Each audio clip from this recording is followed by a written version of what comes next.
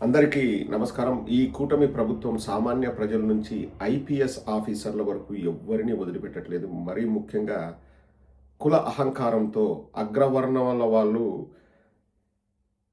నేను చెప్తున్నాను కదండి, నాకు కులాల గురించి మాట్లాడడం కూడా పెద్ద ఇష్టం ఉండదు. కానీ ఇంకా అంటే ఎంత దాకా వెళ్ళిందంటే, ఒక ఐపీఎస్ ఆఫీసర్ని ఆంధ్ర రాష్ట్ర పోలీసులు బీహార్కు వెళ్ళి గోడ దూకి అరెస్ట్ చేయడానికి వెళ్తే అక్కడ పాట్నా హైకోర్టు ముట్టికాయలు వేసింది. 30 రోజుల వరకు మీరు అరెస్ట్ చేయడానికి వీల్లేదు అని చెప్పారని చెప్పేసి నేను కూడా వార్తలు చూశానండి. స్వయంగా సునీల్ నాయక్ అనే ఐపీఎస్ ఆఫీసర్ ఎవరైతే బీహార్లో పనిచేస్తున్నారో వాళ్ళు సోషల్ మీడియా వేదికగా ఒక మెసేజ్ పెట్టారు. చదువుతాను చూడండి. Is cost my crime. నా కులమే నాకు శాపమా? ఆ కులంలో పుట్టడమే నేను చేసిన నేరమా? Is being born as an ST a sin. Scheduled ట్రైబ్స్లో పుట్టడము ఒక మహాపాపమా? నేను చేసిన ఘోరమా, నేరమా అని చెప్పేసి సాక్షాత్తు ఒక ఐపీఎస్ అధికారి మాట్లాడుతున్నారంటే ఇంకా సమాజ నిర్మాణం ఎప్పుడు జరుగుతుంది? ఎలా జరుగుతుంది? అంబేద్కర్ గారు కలలుగన్న సమాజాన్ని మనం ఎప్పుడు సృష్టించుకుంటాం? It is unbearable for some to see people from smaller communities rise to high offices.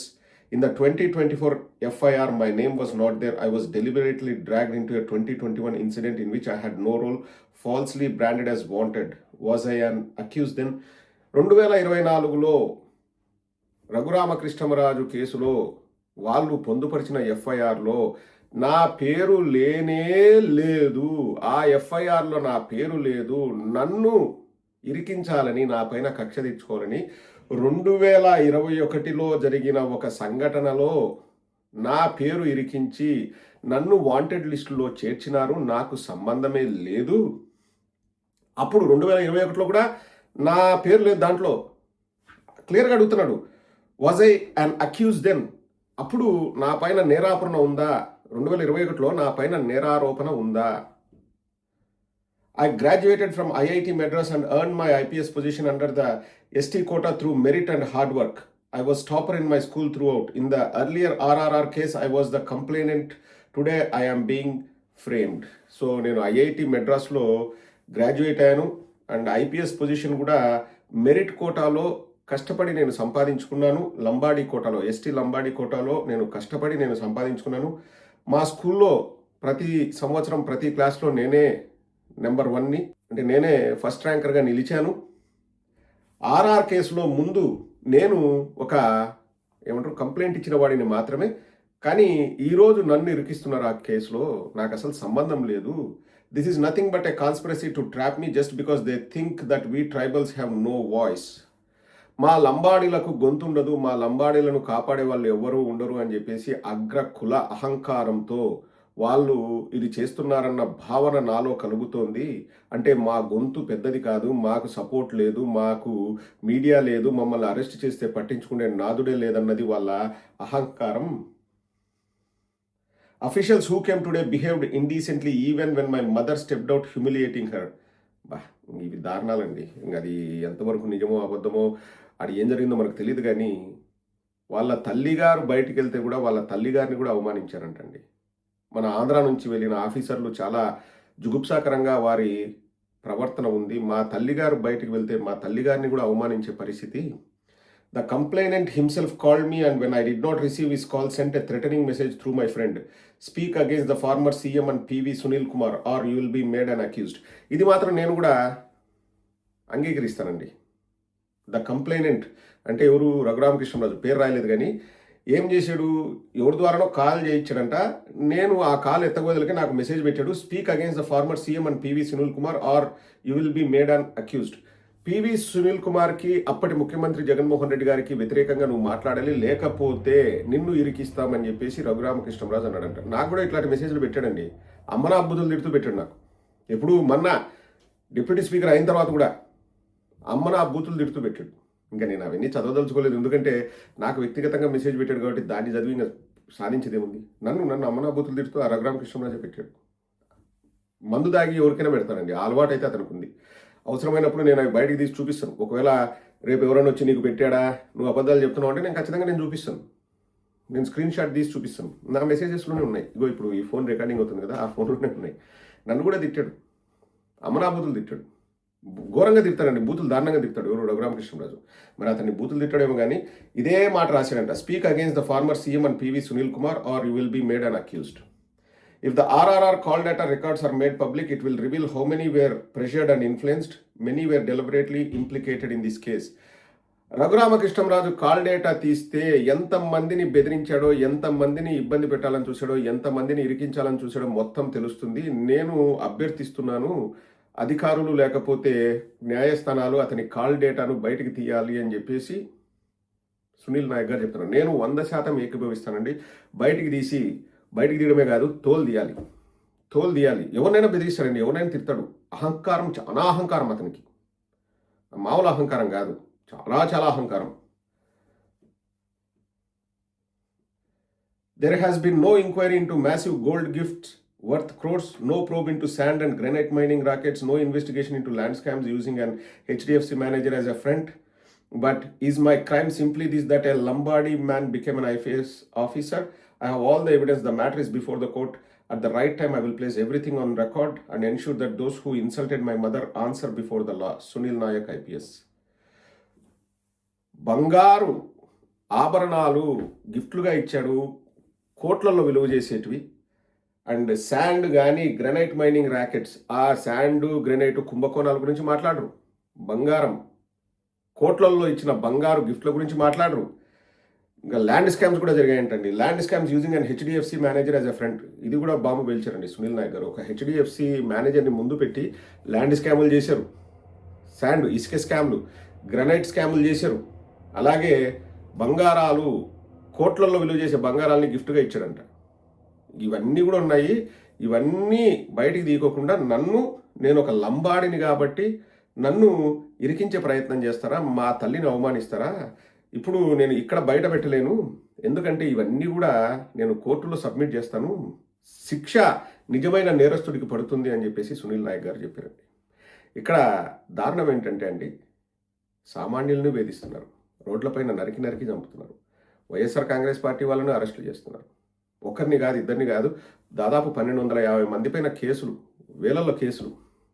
Ambati Rambabu గారి ఇంటిపైకి వాళ్ళు వచ్చేసి దాడి చేసి, వాళ్ళు కారాద్దాలు వగలగొట్టి, ఇళ్లను ధ్వంసం చేసి, పెట్రోల్ బాంబులేసి, మహిళల్ని పిల్లల్ని సజీవ దహనం చేయడానికి ప్లాన్ చేసి, ఇంత చేసి అంబటి రాంబాబు గారిని 18 రోజులు జైల్లో పెడతారండి. ఇంకా ఇవి కక్ష సాధింపు కాక ఏంటండి ఇవి? కక్ష సాధింపు చర్యలు కాక ఏంటి? ఇక ఈ రాష్ట్రంలో పనిచేసే ఐపీఎస్లను కాకుండా వేరే రాష్ట్రంలో పనిచేస్తున్న వాళ్ళని కూడా మన పోలీసులు వెళ్ళి వాళ్ళ రాష్ట్రంలోకి వెళ్ళి, అతను ఐపీఎస్ క్యాడర్ అండి, అతను ఐపీఎస్ ఆఫీసరు, గోడ దూకి వాళ్ళ తల్లిని అవమానించి వాళ్ళను లాక్కొని రావాలని ప్రయత్నిస్తారట. ఇంకొక ఆయన పివి సునీల్ కుమార్ గారు ఉన్నారు, ఆయన రిటైర్ అయిన వరకు ఆయన సస్పెన్షన్లోనే ఉంటారని చెప్పేసి నేను ఎక్కడో వార్తలు చదువుతున్నాను. అంటే ఇంకా దళితులు అంటే ఇంకా ఇంత చిన్న చూప, వాళ్ళని ఇబ్బంది పెడుతూనే ఉండాలనా? ఏమో అండి. అంటే ఇప్పుడు మా దగ్గర అధికారం ఉంది, మేము ఎంత దాకైనా వెళ్తాము. రఘురామకృష్ణరాజు నోటి దురుసు అంటే మామూలు నోటి దురుసు కాదండి. మిగతా విషయాలు, ఈ స్కాములు ఇవన్నీ కోర్టులు తెలుస్తాయి, కానీ రఘురామకృష్ణరాజు మెసేజ్లు పెట్టింటాడా లేదా, కాల్స్ చేయించింటాడా లేదంటే 100% అతను చేస్తాడు. అతని దరిద్రమైన మనస్తత్వం, అది దరిద్రమైన మనస్తత్వం. నాకు ఎప్పుడు మెసేజ్ పెట్టాడు ఆ సందర్భం కూడా చెప్తాను చూడండి. ఒక చిన్న పాప జగనన్న కాన్వాయ్లో వెళ్తుంటే ఆ చిన్న పాప కన్నీళ్లు పెట్టి ఒకసారి జగన్ గారితో ఫోటో తీసుకోవాలి అని చెప్పేసి వాళ్ళ మామయ్యతోనూ పెదనాన్నతోనూ వస్తుంది అక్కడ. అప్పుడు జగన్మోహన్ రెడ్డి గారు కారు ఆపితే ఆ పాప ఫోటో తీసుకుంటుంది జగనన్నతో. జగనన్న చిన్నారిని ఆశీర్వదించాడు. ఇంకా అదంతా కూడా ఒక డ్రామా అన్నట్లు ఈ రఘురామకృష్ణరాజు వెంకటకృష్ణ ఏదో మాట్లాడారు. మాట్లాడినప్పుడు నేను ఇంకా సిగ్గుండాలా, బుద్ధుండాలా, ఇంకా దాన్ని డ్రామా అని చిన్నపిల్లలను కూడా లాగుతారు, మీరు మనుషులేనా, నువ్వు ఒక డిప్యూటీ స్పీకర్గా ఉన్నావు అని చెప్పేసి నేను ఒక వీడియో చేస్తే దాన్ని చూసి నాకు అమ్మనా బూతులు తిడుతూ మెసేజ్ పెట్టాడు. అమ్మనా బూతులు తిడుతూ. ఇంకా అతని మనస్తత్వం ఒకసారి ఆలోచించండి. నేను ఎక్కడా అందులో బూతులు తిట్టలేదు. ఇంకా కొంచెమైనా సిగ్గుండాలా, మనిషి జన్మెత్తిన తర్వాత చిన్నపిల్లలను కూడా ట్రోల్ చేస్తారా, వాళ్ళు చేసిన తప్పేంది? ఇంకా అది డ్రామా అంటే ఇంకా ప్రతిదీ ఇంకా డ్రామా అంటే ఇంకా మీకు అసలు ఇంకా మనుషులేనా అన్నట్లు నేను వీడియో చేశాను. నాకు చిన్నపిల్లని అన్నందుకు కోపం వచ్చింది, నన్ను అమ్మనాబూతులు తిడుతూ నాకు మెసేజ్ పెట్టాడు. ఎవరు? రఘురామకృష్ణ గారు. నోటి దూల అండి. నోటి దూల అంటే మామూలు దూల కాదు. ఇంకా అతనికి పెట్టింటాడా మెసేజ్ అంటే 100% పెట్టింటాడని నేను నమ్ముతా. ఇంకా మిగతావి స్కాములు అవి ఇవి అన్ని కోట్లలో వాళ్ళు తెలుస్తారు. మన దగ్గర ఆధారాలు లేనప్పుడు మనం మాట్లాడకూడదు, కానీ అవి అభియోగాలు, ఆరోపణలు ప్రస్తుతానికి. కానీ రఘురామకృష్ణరాజు ఇటువంటి మెసేజ్లు పెట్టింటాడంటే 100%, 100కు 1000% నేనైతే నమ్ముతానండి. ఎందుకంటే నాకు పెట్టాడు, నన్ను అమ్మనాబూతులు తిట్టాడు. అది అతని మనస్తత్వం, అతని నైజం. ఇంతకుముందు కూడా మా పార్టీలోంచి వెళ్ళిపోయిన తర్వాత ఢిల్లీలో కూర్చొని ఎన్ని దరిద్రాలు మాట్లాడాడండి, ఎన్ని దరిద్రాలు మాట్లాడాడు. నోటి దూల. బట్ కేవలం దళితులని, లేకపోతే అణగారిన వర్గాలని, ఎస్సీ ఎస్టీలని, పోలీసులను కూడా వేధించడాన్ని నేను ఖండిస్తున్నానండి. వాళ్ళ గొంతు చాలా చిన్నది, వాళ్ళని ఈజీగా విలన్లను చేయొచ్చు. మన దగ్గర మీడియా ఉంది, మన గొంతు చాలా పెద్దది. మనం ఏదైనా కానీ ఇప్పుడు సునీల్ కుమార్ నెక్స్ట్ ఏం చేస్తారండి? సునీల్ కుమార్ కానీ, సునీల్ నాయక్ కానీ వాళ్ళ క్యారెక్టర్ అసాసినేషన్ చేస్తారు. క్యారెక్టర్ అసాసినేషన్ చేసి వాళ్ళ మీద చెడ్డ వెండి ట్రోల్స్ స్టార్ట్ చేసి ఏవో ఒకటి చేసి ఇంకా ప్రజలందరూ కూడా నమ్మాలన్నమాట. అంటే ఇంక ఏదైనా చెప్పొచ్చండి. ఇప్పుడు సునీల్ నాయక్ అనేవాడు వ్యభిచార కొంపలు నడిపాడనో, లేకపోతే వ్యభిచారం చేసేవాడనో, అమ్మాయిల్ని సప్లై చేసేవాడు, ఇట్లా స్టార్ట్ చేస్తారు. ఎందుకంటే లంబాడీలకు వాళ్ళకు మీడియా లేదు కదండి, వాళ్ళకు గొంతు లేదు, వాళ్ళకు మీడియా లేదు, వాళ్ళకు సపోర్ట్ ఇచ్చే వాళ్ళు చాలా తక్కువ. వీళ్ళకు పెద్ద మీడియా ఉంది, పెద్ద గొంతు ఉంది. ఓ ఎమ్మంగా బావురు కప్పలు అరిచినట్టు ఇంకా అరుస్తారు బయటకు వచ్చేసి. మీ మీద వాళ్ళ ఆలోచనలన్నీ రుద్దాలని చూస్తారు. వాళ్ళ నమ్మకం ఏంటంటే మీరు గొర్రెలు, మీరు వింటారని కూడా వాళ్ళ నమ్మకం. ప్రజలు గొర్రెలు, మేము ఏం చెప్పినా వింటారు. ఇప్పుడు సునీల్ నాయక్ క్యారెక్టర్ అసాసినేషన్ చేసి సునీల్ నాయక్ వ్యభిచార కూపాన్ని నడిపాడు, లేకపోతే అమ్మాయిల్ని ఇబ్బంది పెట్టాడు, లేకపోతే విదేశాలకు అమ్మాడు, ఇంకా ఏవో ఒకటి వస్తాయి స్టార్ట్ అయితే అని అంటూనే ఏమంటారంటే ఇప్పుడు వెంకటకృష్ణ వాళ్ళంతా అని ప్రజలు అనుకుంటున్నారు అని తీవ్రమైన ఆరోపణలు వచ్చినాయి. ప్రజలు ఇట్లా చేసినారు.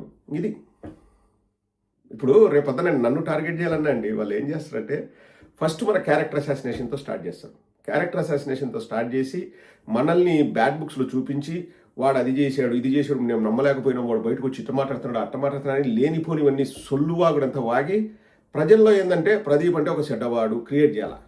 ఎలా చేయగలరు? వాళ్ళ మీడియా చాలా పెద్దదంట. ఎలా పెద్దదైంది? మీరు పెద్ద చేస్తే పెద్దదైందంట.